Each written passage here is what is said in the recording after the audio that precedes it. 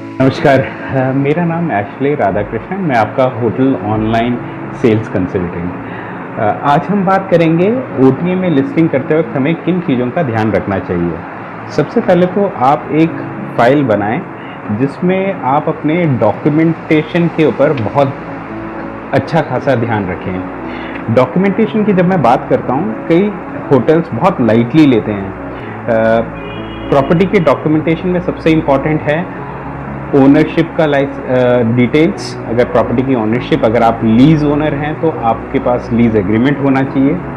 आपकी जो कंपनी है उसका एस्टैब्लिशमेंट का कुछ proof, GST, pan card, current account details, cancel cheque, electricity bill.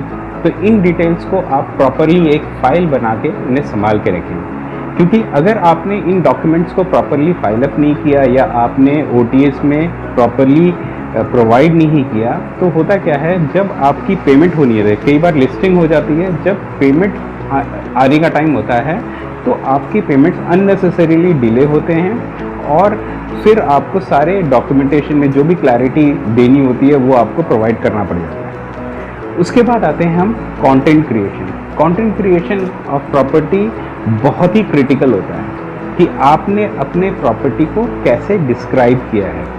अगर आपके पास एक प्रॉपर कंटेंट क्रिएट करने का कोई सपोर्ट सिस्टम नहीं है तो हमारी टीम उस चीज़ में आपकी मदद करती है।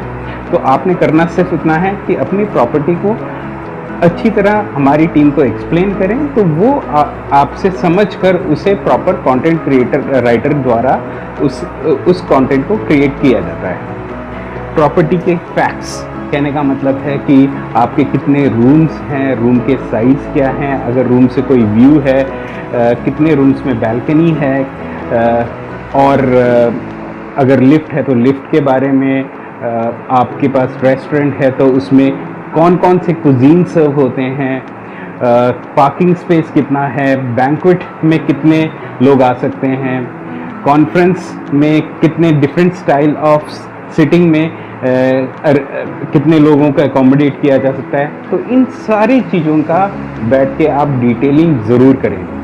हाँ, इनिशियली ये करते वक्त आपको थोड़ा सा टाइम लगेगा, लेकिन इस पर टाइम स्पेंड करना बहुत ही ज़्यादा इम्पॉर्टेंट है। अब आते हैं हम फोटोग्राफी पे, क्योंकि बहुत सारे होटल इसको बहुत लाइटली अगेन लेते हैं। फोटोग्राफी का मतलब है आप अपने प्रोडक्ट को गेस्ट के सामने प्रेजेंट करने का एक सबसे इम्पॉर्टेंट टूल।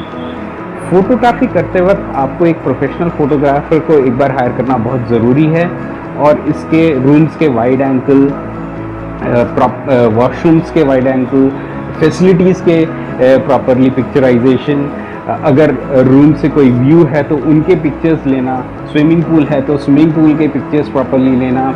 तो इनके फोटोग्राफी करना बहुत इंपॉर्टेंट है। साथ ही में मैं आपसे रेकमेंड ये भी करूँगा कि आप वीडियोग्राफी भी कराएं, क्योंकि आज की डेट में जो गेस्ट है फोटोग्राफ से ज़्यादा वीडियो में विश्वास रखता है, क्योंकि फ़ोटो काफ़ी हद तक एडिट किया जा सकता है लेकिन वीडियो में इतना आसान नहीं होता है और उनको ज़्यादा कॉन्फिडेंस मिलता है। कहने का मतलब है कि जब ये फोटोग्राफी और वीडियो कस्टमर आपके प्रॉपर्टी का देखता है तो उसको बुक करने का कॉन्फिडेंस ज़्यादा होता है और वो ईजिली आपके प्रॉपर्टी को बुक करता है।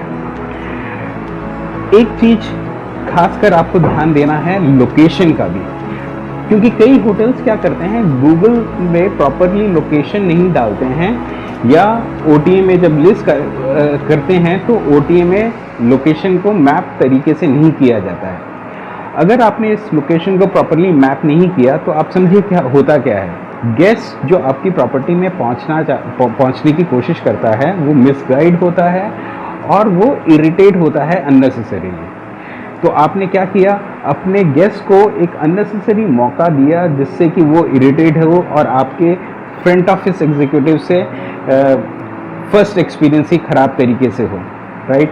और अगर ये एक्सपीरियंस हुआ तो वो अपने थ्रू आउट द स्टे वो एक्सपीरियंस को कहीं ना कहीं फ्रस्ट्रेशन या इरिटेशन को दिखाता रहता है। तो आप गूगल लोकेशन के ऊपर भी बहुत ही ज़्यादा ध्यान दें, सिमिलरली ओटीए के लोकेशन पे भी। तो इसका एक और बेहतर तरीका ये है कि आप अपने लोकेशन को फर्दर प्रॉपरली डिफाइन करें कि कितना डिस्टेंस है रेलवे स्टेशन से, रेलवे या एयरपोर्ट से कितना डिस्टेंस है, या कोई मेन लोकेशन अगर कोई भी लैंडमार्क है तो उस लैंडमार्क से कितना डिस्टेंस पड़ता है, उसके पूरी रूट की प्रॉपर मैपिंग करें और उसको गाइड अपने वेबसाइट में भी करें और वो डिस्क्रिप्शन को मल्टीपल जगह पे डिस्प्ले करने की कोशिश भी करें।